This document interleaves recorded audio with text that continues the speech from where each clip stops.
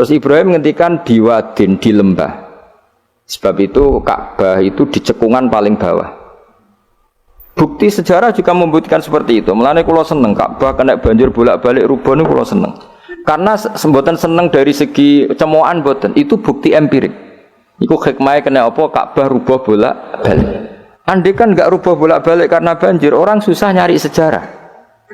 Ketika Nabi umur 35 Ka'bah rubuh mergo banjir, zaman Umar ya rubuh karena tadi Ka'bah itu di cekungan paling bawah. Quran memaklumatkan bahwa Ka'bah itu biwadin di cekungan paling bawah. Yaitu ada Jabal Abi Qubais di cekung gunung, Ka'bah paling bawah.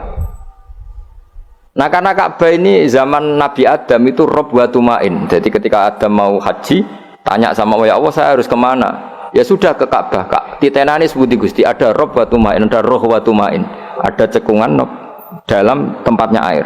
Itu jenis Ka'bah. Zaman itu belum ada bangunannya, yaitu sudah namanya Ka'bah.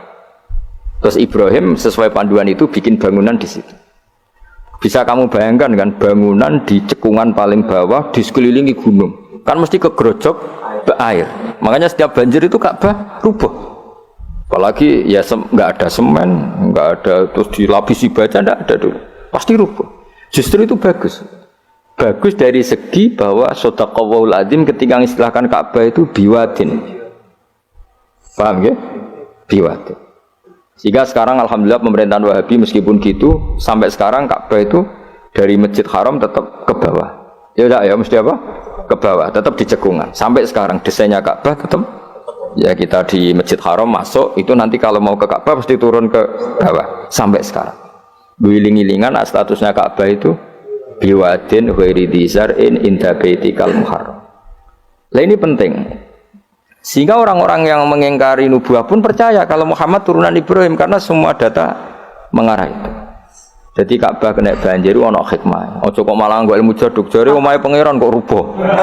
Ora sing jaga sapa? Wong goblok. Jadi Allah kalau bikin sesuatu itu pasti hikmahnya besar. Baru era Umar terakhir di kebijakan Jabal Abi Qubais itu dijebol supaya air tersalur keluar, tidak semuanya mengarah ke Ka'bah. Tapi itu bagus. Ijtihadnya Umar ya bagus. Tapi kenapa zaman Nabi ijtihad itu tidak ada? Memang nggak perlu ada zaman itu karena justru rubuhnya Ka'bah mergo banjir itu bukti benar-benar biwadin karena di cekungan paling bawah maka rawan kena banjir. Logika rasionalnya kenapa di situ ada Zam-Zam? Ya karena logikanya gampang. Secara umum, meskipun Allah itu kuasa bikin mukjizat, tapi tetap ada nilai rasionalitasnya. Apa nilai? Karena Ka'bah itu di cekungan terbawah, maka mata air ya di situ. Paham ya? Makanya Zam-Zam ya dekat Ka'bah. Meskipun Allah bisa bikin air di puncak gunung, tapi itu kan betul lucu, maksudnya normali sumberan neng cekungan, kan ya lucu. Banyak milih munggah kan ya lucu. Darani sulapan malah ribet kan. Jadi Allah itu meskipun kuasa melakukan apa saja tetap gak ada ajro ala matrodil adat atau ala mutarodil adat. Sesuatu dibikin itu sesuai adat. Nah, termasuk adat orang soleh itu turunannya orang soleh, turunan saleh. Makanya dzurriyatam ba'duha.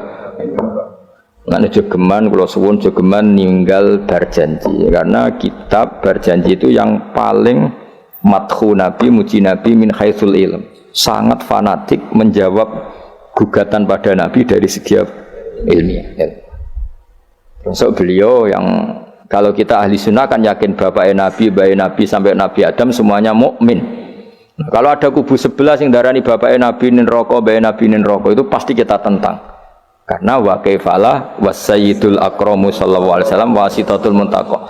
Bagaimana kamu katakan bapaknya Nabi kafir, bayi Nabi kafir sementara diliwatin Nur Muhammad. Mosok Nur diliwatno barang sing najis.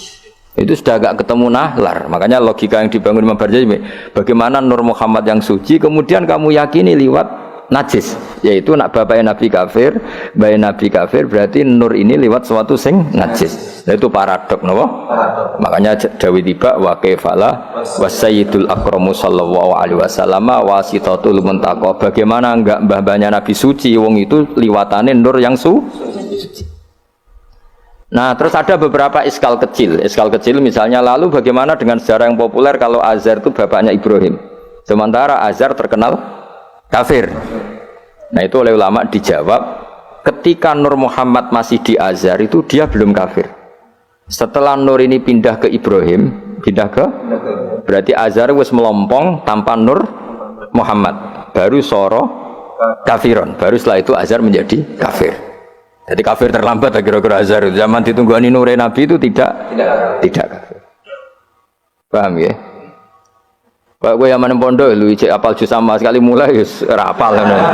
Nah, atau jawaban kedua Azhar dikatakan bapak itu majas, hakikatnya hanya paman, apa?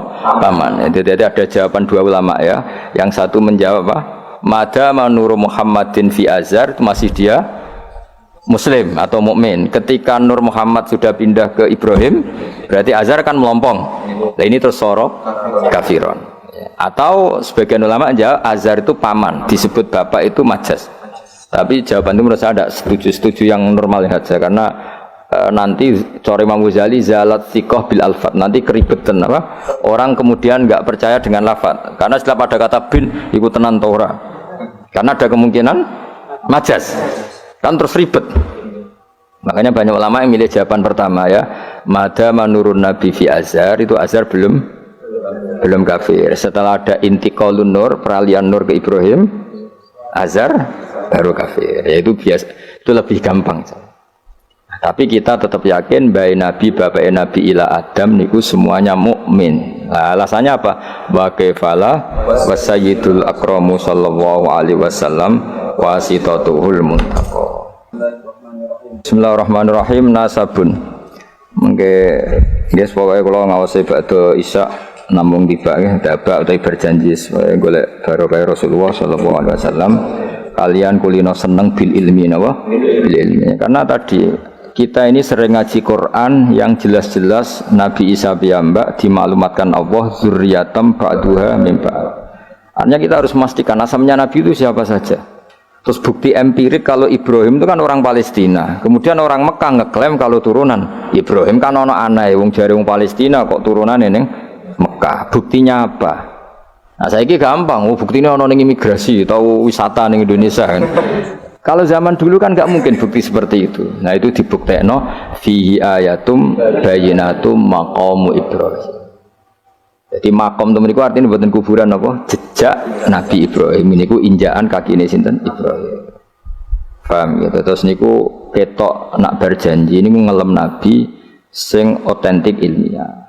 Nak Sayyid Ali sing Al-Habsyi niku isek napa brontone ning Nabi dadi simtut dura. Nah, Diba itu lebih senior antara itu dan itu Diba. Jadi Diba itu ya cerita Nur Muhammad, ya cerita Ishak. Ya penting sebagian mengke kula waos penting sampean iso nak paham lah, nak paham banget ya era bakat wis pokoke paham senaris. Kula waca. Nasabun utawi urutane nabi nganti tok Nabi Adam nasabun merupakan nasab. Nasabun nabi napa? Nasabun. Tahsibu kang bakal nyangka sira al-ula ing keluhuran iku bikhulau sebab hiasane nasab iku. Qalladat kang ngerangkai kiladah maknane napa niku? Kalung apa bahasa Indonesia niku? Pakai apa? Kalung utawa napa? Iku ha, temen iki hu ya. Umume ha. Qalladat hu napa qalladat ha? Qalladat ingkang ngerangkai. Ha ing al-khula nujumaha. Tegese ing napa bintang-bintangi al-khula apa al-jauza'u lintang jauza. Maksudnya ini satu untean mata rantai hiasan sing ibarat bintang apa? Jauza. Habada bejo banget apa ikdu sudatin apa mata rantai kang dadi sayyid kang dadi kehormatan wa fakhorin dadi kebanggaan. Antau te sira fihi fin nasab al yatimatu yatim al asma'u kang terjaga. Maksudnya yatimah itu yatim itu maknanya kan enggak ada kembarannya karena maknanya yatim orang yang sendirian tanpa bapak tanpa ibu. Maknanya kehormatannya Nabi itu enggak tersaingi seperti yatim. Jadi kalau orang Arab darani anta yatimun fis syarab, kamu itu tunggal dalam kemuliaan karena yatim tanpa bapak tanpa ibu. Terus mboten pokoknya yatim sing mriki maksudnya mboten yatim tanpa bapak, yatim tanpa bapak ibu di sini. Wa akrim bidan duh banget mulyane minasabin sange nasab toharo ingkang nyucekno ing nasab sapa Allah taala min sifahil jahiliyah saking tradisi zinane wong jahiliyah Wae sifah itu kosok baline napa nikah. Kalau hubungan suami istri yang resmi disebut apa? Nikah. Kalau kesalahan disebut sifah. Sungguh mulia nasabnya Nabi yang mulai mbah-mbahnya terbebas dari unsur sifah atau unsur zina. Aurada nyritakno urutan iki sapa Az-Zainul Iraqi waridau ing tumekane nasab fi mauridi ilhani ing dalem silsilah sing nyaman alhani warawahu lang riwayatno sapa Zain al-Iraqi hu ing hadan nasab. Saya ulang lagi ya, Nabi itu figur yang spesial dan Nabi ini pasti nanti ngaramkan zina. Ya Nabi ini pasti nanti ngaramkan.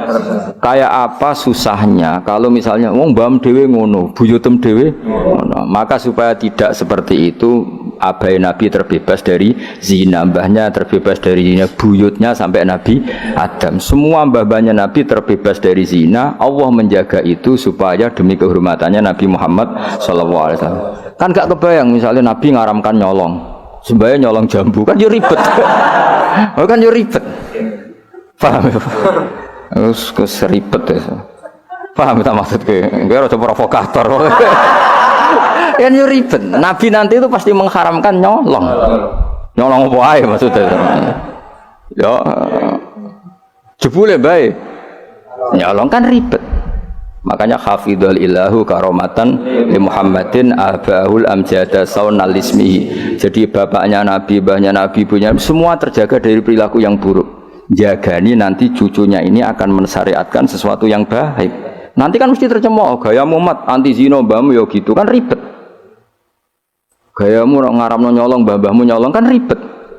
Sehingga untuk menyelamatkan namanya Nabi itu didesain Allah turunane wong soleh, mbaya soleh, buyute soleh. Iku jenenge napa? Hafidhul ilahu karamatan li Muhammadin abahul amjada saunal ismi. Oh, tadi kena bengak-bengok paham napa? Saya paham ya? Ya lumayan.